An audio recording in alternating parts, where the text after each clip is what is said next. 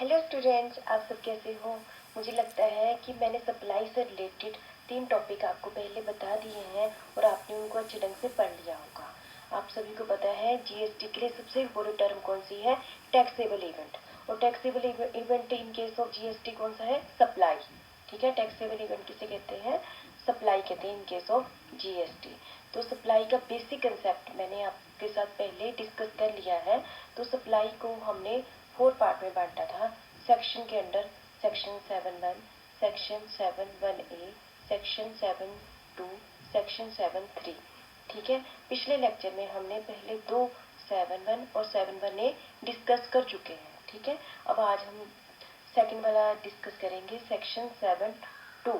ठीक है, तो उसमें से सेक्शन 7(2) उन सप्लाई के बारे में बताता है, उन सर्विसेज और गुड्स के बारे में बताता है जिन पर टैक्स नहीं लगना है। ठीक है, तो मुझे लगता है कि आपने पिछले लेक्चर अच्छे ढंग से सुन लिए होंगे और समझ लिए होंगे।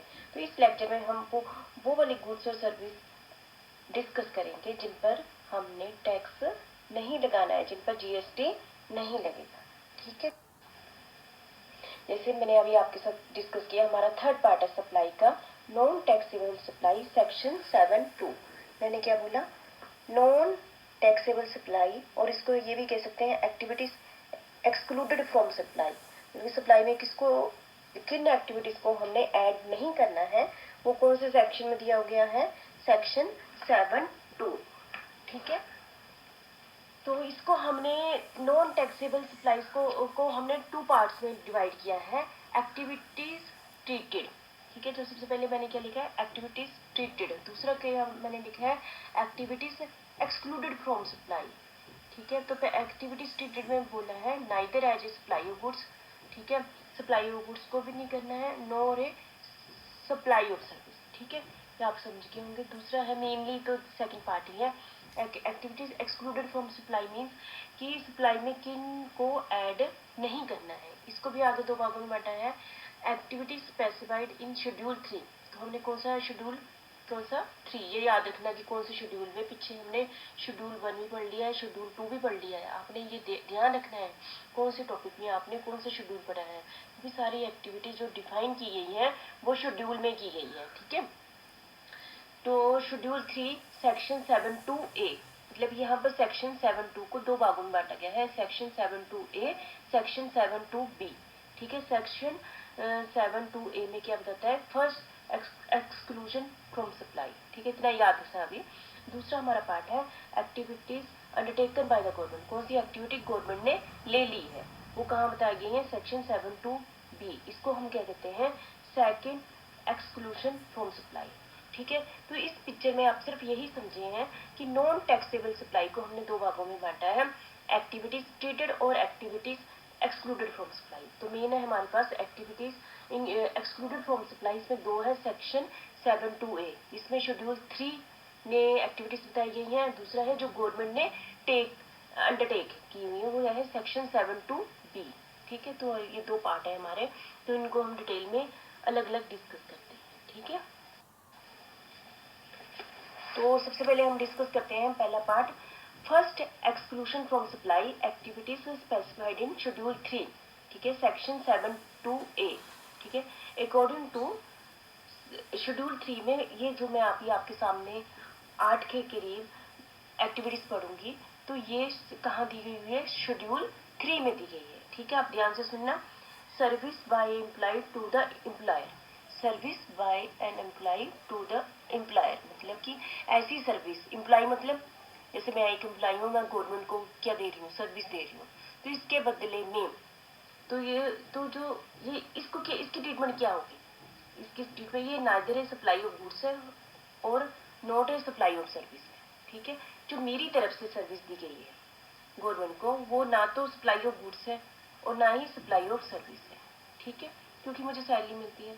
दूसरा है सर्विस बाय एनी कोर्ट और ट्रिब्यूनल, यदि किसी भी कोर्ट और ट्रिब्यूनल जो कि गवर्नमेंट के द्वारा एस्टेब्लिश किया गया है, कोर्ट में इंक्लूड होता है district court, high court, supreme court.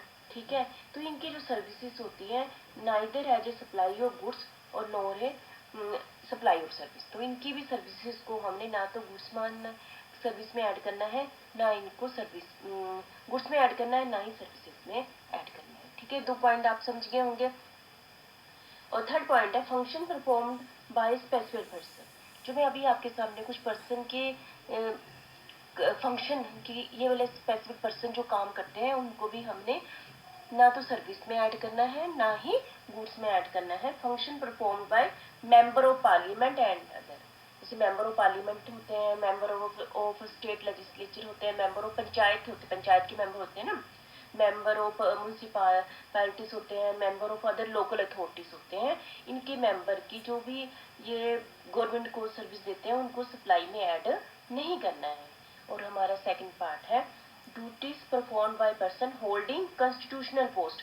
Constitutional जो हमारा बना हुआ है ना, उसके अकॉर्डिंग जो पोस्ट है, उन्होंने वहां पर कोई पोस्ट संभाली हुई है और उस पर अकॉर्डिंग वो ड्यूटी करते हैं, उनको भी हमने सर्विस और गुड्स में ऐड नहीं करना है। ठीक है, थर्ड हमारा है इसी के अंदर duties perform by person in a body established by government.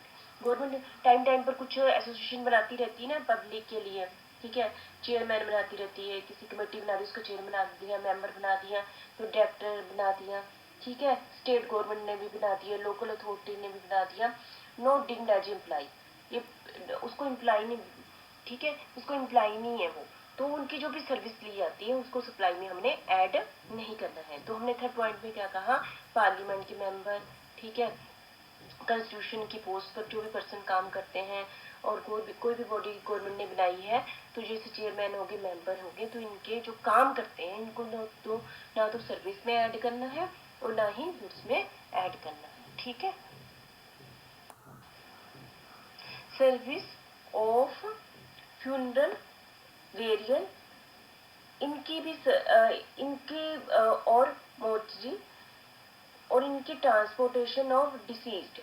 ठीक है, इनकी सर्विस को भी हमने ना तो सर्विस में ऐड करना है, ना ही गुड्स में ऐड करना है। फ्यूनरल मतलब यदि किसी को जलाने के टाइम जो खर्चे होते हैं, बेरियल मतलब किसी डेड बॉडी को दबाने, जिस जमीन में दबाते हैं उस समय जो होता है उसको कहते हैं।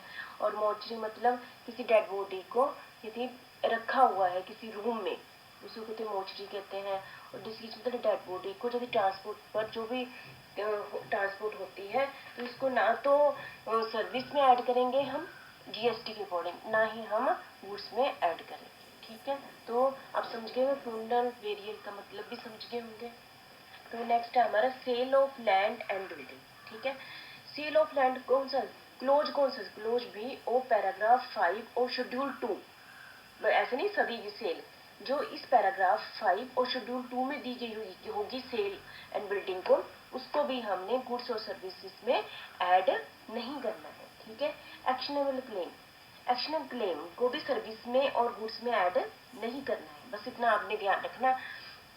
और मर्केंटाइन ट्रेड ट्रांजेक्शन, हमने एक ऐसे एरिया से सप्लाई कर रहे हैं जहाँ पर नॉन टैक्सेबल टेरिटरी है, वहाँ पर टैक्स नहीं लगता, और ऐसे एरिया में सप्लाई दी जा रही है जहाँ पर नॉन टैक्सेबल टेरिटरी है, तो वहाँ भी क्या है, जीएसटी सप्लाई में उनको ऐड नहीं किया जाएगा। ठीक है, तो नेक्स्ट है, लास्ट है हमारा यहाँ पर supply of warehouses goods and high sea sale. यदि वेयर हाउसेस से कोई सप्लाई की गई है तो उसको भी गुड्स एंड सर्विसेज में ऐड नहीं करना है, पर शर्त क्या है, before clearance for home consumption. ठीक है, ये पॉइंट मेन इम्पोर्टेंट है कि वैसे तो सप्लाई को तो हमने गुड्स एंड सर्विसेज में ऐड करते ही हैं, लेकिन इसमें यहाँ पॉइंट क्या है, before clearance for home consumption, बस इसको ध्यान में रखना है। दूसरा पॉइंट है हाई सी सेल, जैसे हमारी supply of goods by the consignee आपको पता ही है, बीकॉम फर्स्ट ईयर में पढ़ा है। कंजाइनी ने गुड्स क्या किए, सप्लाई किए टू एनी अदर पर्सन, किसी पर्सन को किए हैं, तो उसके साथ डॉक्यूमेंट भी लगाते हैं।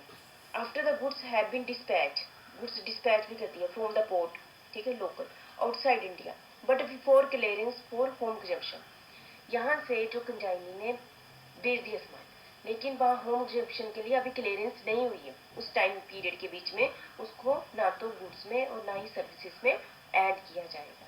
ठीक है, समझ गए आप। यहाँ पर मैंने आपके साथ कितने पॉइंट डिस्कस किए, 8 पॉइंट डिस्कस किए हैं हम। जो 8 पॉइंट के उस सेक्शन के अंडर आता है, सेक्शन 7 to A में आता है। ठीक है, कौन से शेड्यूल में दी गई है ये सारी एक्टिविटी, 8 की 8 एक्टिविटीज कहाँ दी गई है, शेड्यूल 3 में दी गई है। उन्हीं इन 3 को ना तो ट्रीट करेंगे ना ही सर्विस ट्रीट किया जाएगा। वैसे भी इनके पढ़ो तो तब भी लगता है कि इन पर जीएसटी नहीं लगेगा, ठीक है, ये तो पढ़ने से ही पता चलता है ना आपको।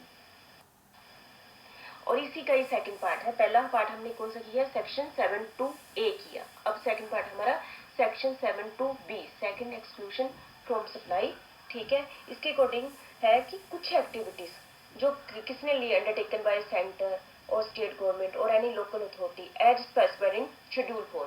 पीछे हमने कौन सा शेड्यूल में दी थी एक्टिविटीज, शेड्यूल 3 में एक्टिविटीज दी हुई है। और उन्होंने कहा ऐसी एक्टिविटीज जिनकी लिस्ट कहाँ पर दी हुई है, शेड्यूल 4 में दी हुई है, उन एक्टिविटीज को भी गुड्स और सर्विसेज में ऐड नहीं किया जाएगा, ठीक है। शेड्यूल 4 में कौन कौन सी एक्टिविटीज दी गई है, जैसे कि पासपोर्ट है, पासपोर्ट की करते हैं ना, ड्राइविंग का लाइसेंस है, बर्थ और डेथ सर्टिफिकेट है, इस टाइप की एक्टिविटीज कहाँ दी गई है, शेड्यूल 4 में दी गई है। आपको पता है ये लाइसेंस गवर्नमेंट बनाती है, बर्थ और डेथ सर्टिफिकेट गवर्नमेंट के अंडर है, तो इनकी जो ट्रीटमेंट है, तो इस टाइप की एक्टिविटी कौन से शेड्यूल में दी गई है, शेड्यूल 4 में दी गई है। और इनको ना तो सप्लाई ऑफ गुड्स और ना ही सप्लाई ऑफ सर्विसेज में ऐड किया जाएगा, ठीक है। तो आप समझ गए। Thank you very much. फिर भी एक बार रिपीट कर दूं, आज हमने इस वीडियो में क्या सप्लाई का थर्ड पोर्शन डिस्कस किया है, सेक्शन 7(2) किया है, नॉन टैक्सेबल सप्लाई। इसमें दो पार्ट थे, सेक्शन 7(2)A और सेक्शन 7(2)B। सेक्शन 7(2)A में हमारे पास शेड्यूल 3 में एक्टिविटीज दी गई है और सेक्शन 7(2)B में शेड्यूल 4 में एक्टिविटीज दी गई है। दोनों ही केसेस में जो भी एक्टिविटीज है उनको ना तो गुड्स में ऐड करना है और ना ही सर्विसेज में ऐड करना है, ठीक है। Thank you very much.